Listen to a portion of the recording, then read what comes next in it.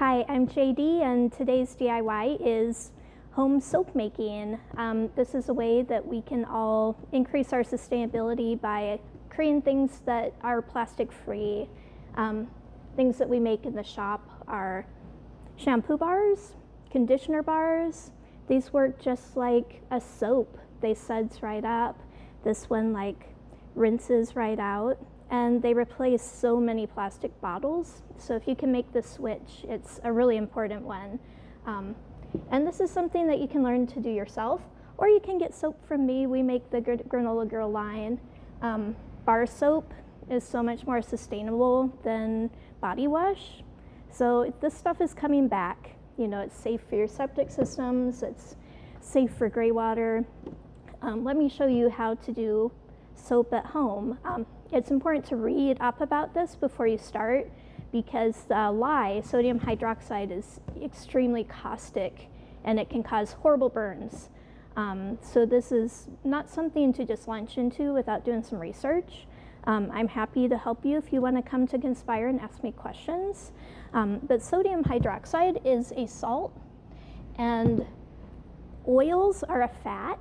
I use oils like olive, coconut, shea butter, cocoa butter, mango butter sometimes, and castor oil. The first step is to formulate your recipe. And there are a lot of recipes online. I recommend brambleberry.com as a good source for guidance for beginning soap makers. Once you have your recipe, you can start mixing up batches of soap. I make sure that mine is all formulated beforehand, so that I know exactly how much lye I'm going to need to cause the amount of oils and the type of oils I have to saponify, which means the chemical reaction that creates soap. So I've already put together my oils, and I've also put my additives, my fun stuff. I've put liquid chlorophyll, which makes this green color. And I've put rosemary and peppermint essential oil in this, and some coconut milk to make it nice and creamy. And I use beer for my liquid on shampoo bars. This is traditional. People have been using beer for hundreds of years for their hair, because the sugars in the beer and the grains are just really great for your hair, and that comes through in the shampoo. So I have mixed my beer. I've measured out the amount of liquids I need for my recipe and replaced all the water with beer. And I've measured out my lye. You always want to have the lye in a separate dry container, and you always want your liquid to be cold.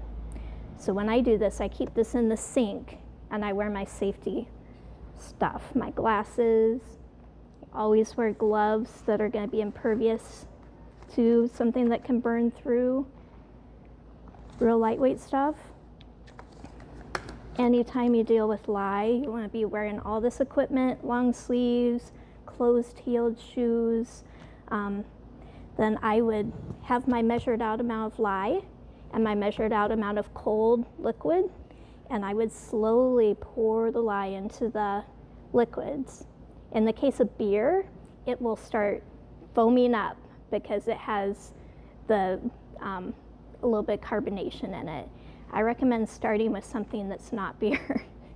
And after you have it all measured in and slowly poured, stir for a very long time until you feel like it's very well mixed. And then let it cool until I let it cool until it's room temperature. And I let my oils cool until they're room temperature.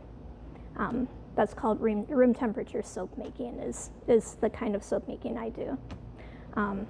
So all of my things have cooled. I am going to go ahead and very carefully, with all my gear on, I'm going to strain this into my oils. I just keep an old colander from my kitchen. This way, if there are any lye chunks or anything extra in here, it's going to strain through and it won't be present in the finished product. I'm going to set this aside where no one can knock it over and hurt themselves. Then I have this liquid and lye and oil mixture, and when I start stick blending it, it will start saponifying.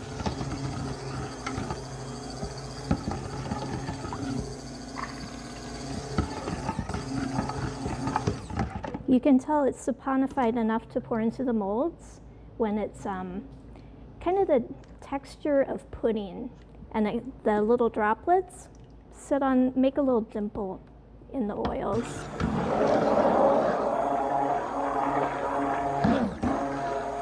You can see the emulsification happening in these streaks.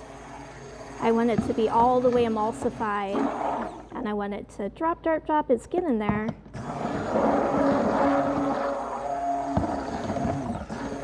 Make sure you get everything off the bottom and come to the top, but don't pull your stick blender out enough that it spatters. Okay, that is at trace, which is what we call it when it's ready to go through the rest of the saponification process. I'm going to say it's good.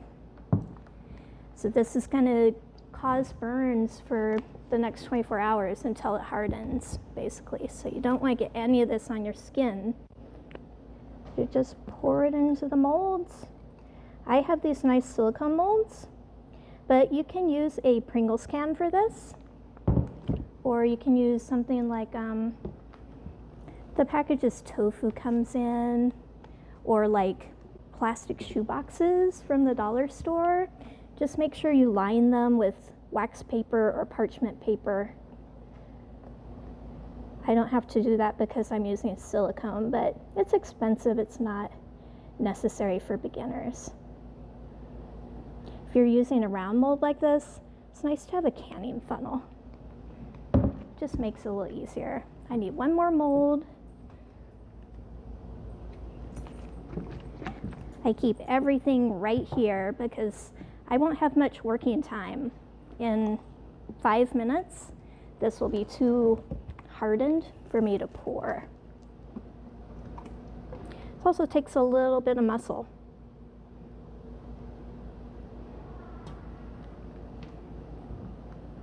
I think I'll use just one more mold here for the last little bit.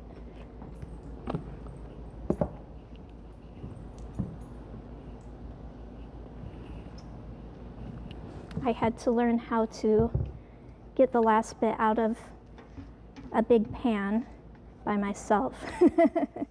I recommend you have someone helping you, especially the first few times you do this. Again, it's a little bit dangerous, and it just takes some thoughtfulness, like when you're boiling water. It's just something to be really focused on.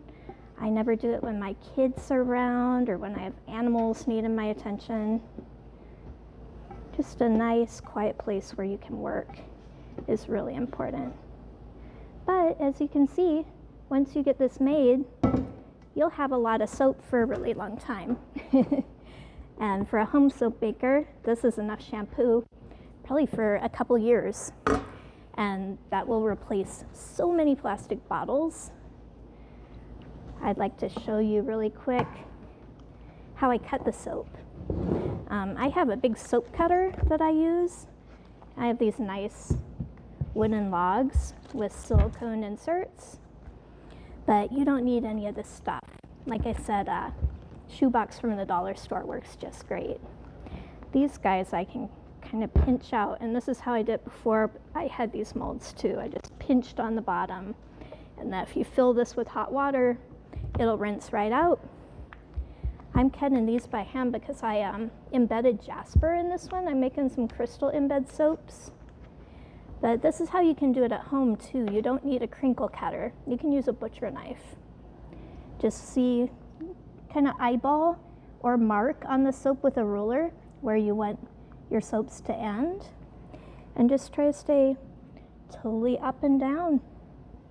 You can look from the side to see if you're getting off course.